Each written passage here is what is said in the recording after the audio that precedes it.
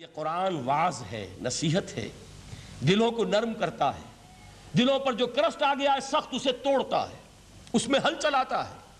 پھر کیا کرتا ہے؟ پھر جب یہ جذب ہوتا ہے، شفاء لما فی الصدور، جو سینے کے روگ ہیں ان کے لیے شفا ہے۔ اب آپ غور کیجئے گا، علامہ اقبال نے انہی دو اعتبارات سے مسلمانوں کا مرثیہ کہا ہے کہ مسلمانوں نے اس قرآن کو نہ موعظہ کے لیے استعمال کیا اور نہ تزکیہ نفس کے لیے استعمال کیا، بلکہ اس کو تو صرف بنا لیا ہے وہ جان آسانی سے نکالنے کا نسخہ یا ایصال ثواب کا آلہ۔ چنانچہ کہتے ہیں واعظ کے لیے واعظ دستاں زن و افسانہ بند،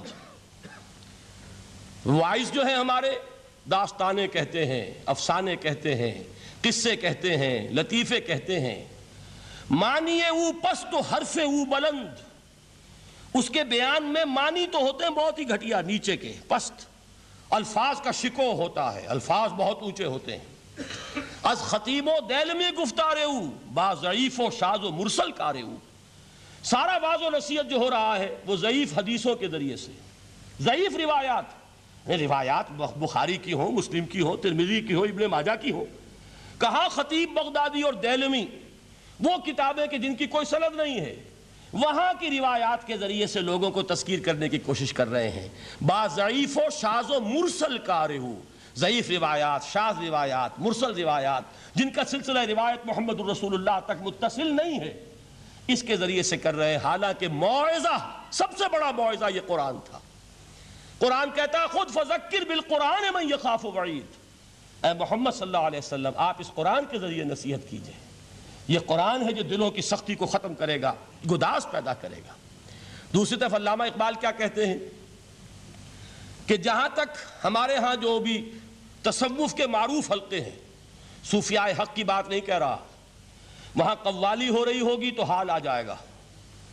صوفی پشمینہ پوش حال مست، از شراب نغمہ قوال مست، قوال سے جو کچھ مل رہا ہے، حال آ رہا ہے، مستی آ رہی ہے، کیف اور سرور حاصل ہو گیا ہے۔ صوفی پشمینہ پوش حال مست، از شراب نغمہ قوال مست، لیکن یہ کہ اس کی محفل میں در نمی سازت بقرآن محفلش، اس کی محفل میں قرآن کا کہیں گزر نہیں ہے۔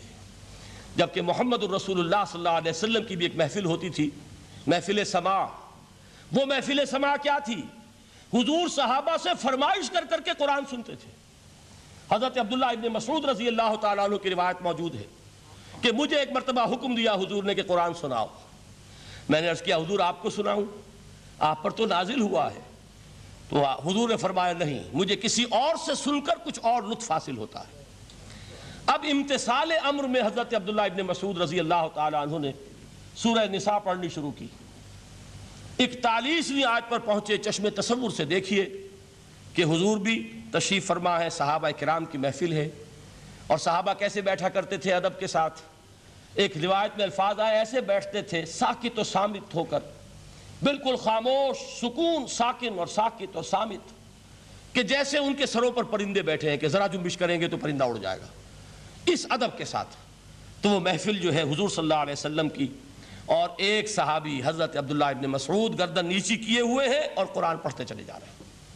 جب اس آیت پر پہنچے فَكَيْفَ إِذَا جِئْنَا مِن كُلِّ أُمَّةٍ بِشَهِيدٍ وَجِئْنَا بِكَ عَلَىٰ هَٰؤُلَاءِ شَهِيدًا، کیا ہوگا اس دن جس دن کہ ہم ہر امت پر ایک گواہ کھڑا کریں گے، اور اے نبی آپ کو گواہ بنا کر لائیں گے ان کے خلاف۔ آپ کو یہ ٹیسٹیفائی کرنا ہوگا کہ اللہ تیرا جو کلام میرے پاس آیا تھا میں نے پہنچا دیا تھا، اب ان کی ذمہ داری ہے، they are accountable, they are responsible۔ اس پر حضور نے فوراً فرمایا حسبک حسبک، بس کرو بس کرو۔ اور حضرت عبداللہ ابن مسعود فرماتے ہیں کہ میں نے جب نگاہ اٹھا کر دیکھا حضور کے آنکھوں سے آنسو روا تھے۔ یہ ہے سماع، یہ محفل سماع ہے، کاش کہ اللہ تعالی ہمیں اس کی توفیق عطا فرمائے۔ یہ ہے مسنون محفل سماع۔